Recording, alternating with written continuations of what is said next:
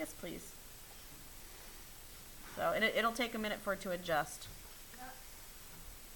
There it goes.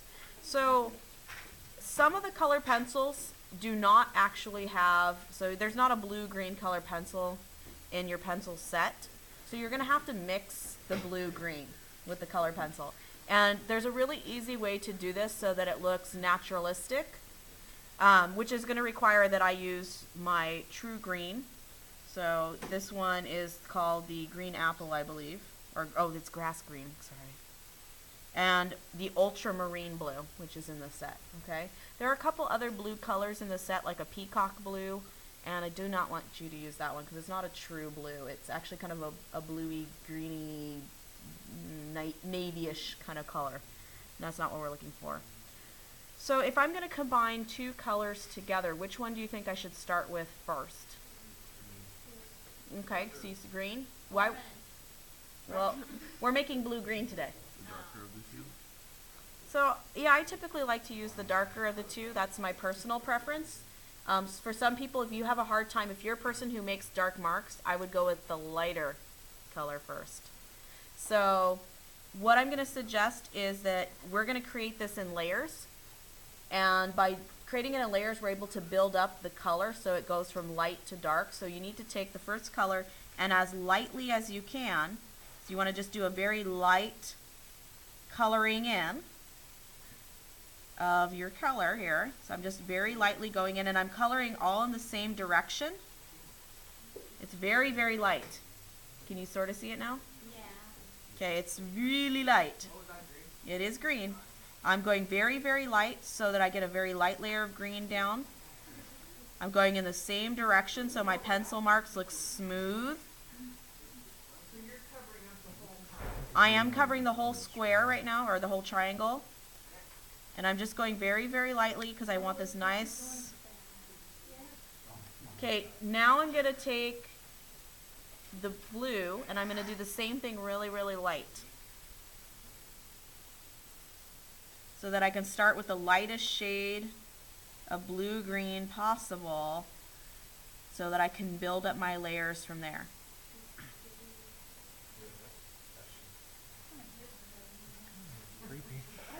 Yeah, I'm going faster than the camera can apparently keep track of. Sorry, camera. Alright. So I have a very light shade now of blue-green over my whole thing, and I'm going to start with a particular area. So why don't you guys help me out, and where in this triangle would you want me to start? The leaves? Okay, I heard the leaf more often than not, so we'll start with the leaf. And I'm going to make some strategic decisions. So what that means is I'm going to decide in this leaf how the rest of my picture is going to look by where I decide to make what dark first. Do you remember what a gradient is? Yeah, light to dark or dark to light, so it fades, right? So I'm going to start with this leaf here. And I'm actually going to take my green and I'm going to fade it. So I'm going to start a little darker at the bottom and I'm going to fade lightly into the top. And I'm going to pick up my blue and I'm going to go on top of the green that I just did and I'm going to do the same thing. So I'm going to use a little bit more pressure down at the bottom where I want it to be darker, and then I'm going to use less pressure as I get lighter up so that it fades from dark to light. Now I'm going to go ahead and do this for the next leaf up. So I'm going to do all my leaves now going up, and I'm going to start and I'm just going to do the dark at the bottom and I'm going to fade it from dark to light. This one is called grass green. So I'm going to come back over with my blue, a little bit more pressure on the bottom, less pressure as it goes up so it fades in. Okay. So see now how these have a gradient in them going from dark to light in each leaf. Now for my leaf, I could make them match and I could do dark to light on this side as well. Or I can do something a little bit different, and because this is dark here, I want to create a contrast. Do you remember when we worked on high contrast? It means you have a really dark next to a really light, right? So if I have dark here, what do you think I want this right here to be then? Light. So I'm going to actually reverse it. Now for a leaf, you can make all of them go the same direction as far as the gradient. But for this, we're going to do a little bit more sexy. So I'm going to go back over, la la la la la. Yeah, you got to sing while you draw. Makes the life a lot more exciting.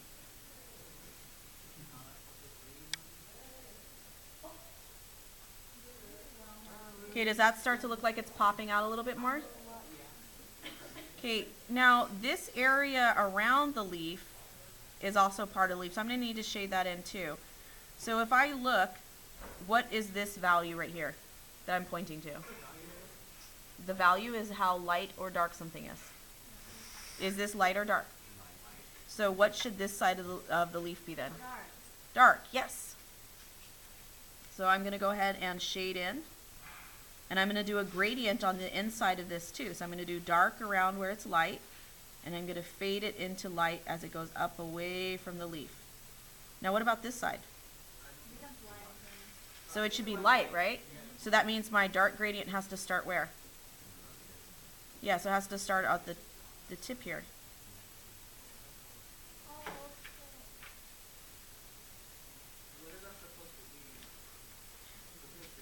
It's just a doodle. It's an abstract. It's nothing. Because your tertiary colors are supposed to be organic patterns. Tertiary colors are the hyphenated colors. So the primary / secondary. So if it has if it's a two-namer. Okay, so I'm going to do the same thing. I'm just going to bring my blue on top. Okay. All right, so now we have to make some more decisions, right? Okay, so if this is light all around here, what should this area be? Dark. Dark. Now I can choose to make it a gradient, or I can choose to just make it dark. So I'm still gonna do a gradient, but I'm gonna actually make this gradient darker than the other gradient in the leaf. I wanna have more value. Because if I do that, the leaf is really gonna pop out. So see how I'm pressing harder with the pencil? And it creates a middle tone that's darker than even what's in here. And notice how already this pops out even more. So you can choose how dark to make your gradients by adding more or less pressure. So on this one I did a lot of pressure because I really wanted this to be a strong, rich color. Okay. Alright, what do you think about in this area down here? Light. So I should leave that light? Okay. So I'm going to do a gradient starting from where? Should I start my gradient here or here? So at the point. Okay, so if you wanted to keep that light. Okay. What about right in here? Well, I only hear one person responding, so. Wakey, wakey, children. So what do you think? What is this right here? Dark. So what should this be? Light. We want the opposite next to each other. So I can start my gradient over here. And I'm going to keep this light, so I'm not going to use a lot of pressure. So I'm still going to make my gradient a lighter value. Okay. And what about this inner swirl here?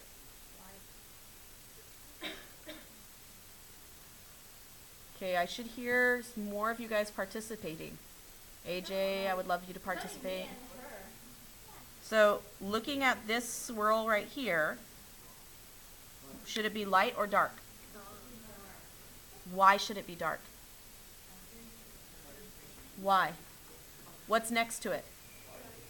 Yeah, it's simple. We are going to make the dark values next to the light values. If you do this, it really is going to make a difference in your picture. You want your picture to be beautiful.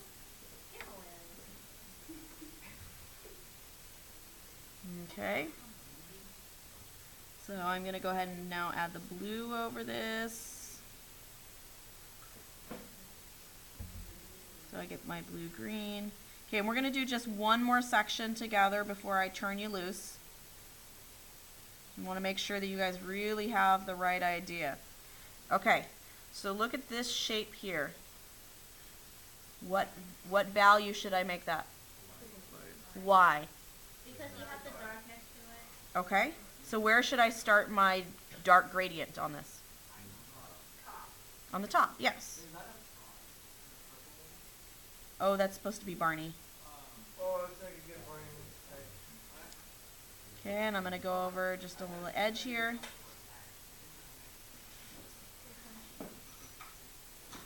Okay, do you see how all of this starts to pop out now and has a look of being a lot more 3D?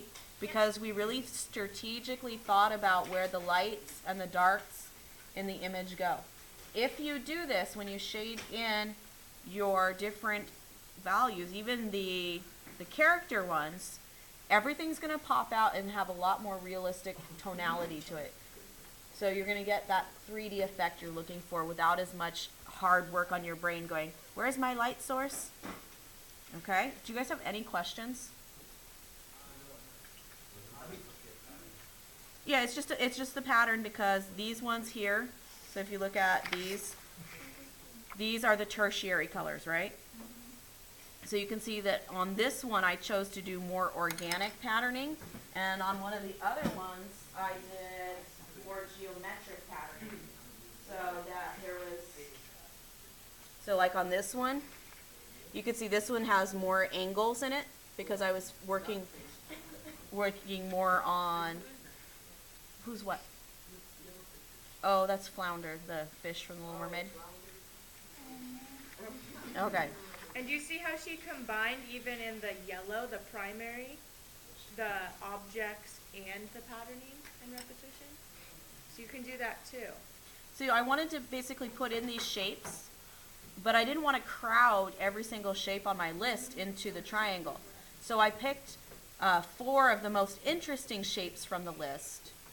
So I had a sun, flounder, a rubber ducky, and a yellow bell pepper. And then in the space in between, it was looking kind of boring. So I filled it in with some patterning to give it some more layers and depth than just shading it in with just the pencil by itself. Yes, Alan? How long did it take you to do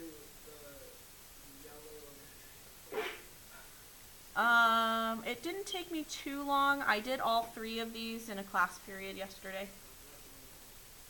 So, it's just, the thing that's going to make it take longer is just being mindful of where should you put the light and the dark and strategically placing your colors and going, you want to go slow so that you get a smooth, even color and it doesn't look messy.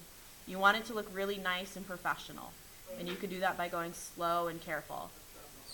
Yes, Teresa? How long did it take you to draw that duck? I don't remember. It was pretty quick. Mark, did you have a question?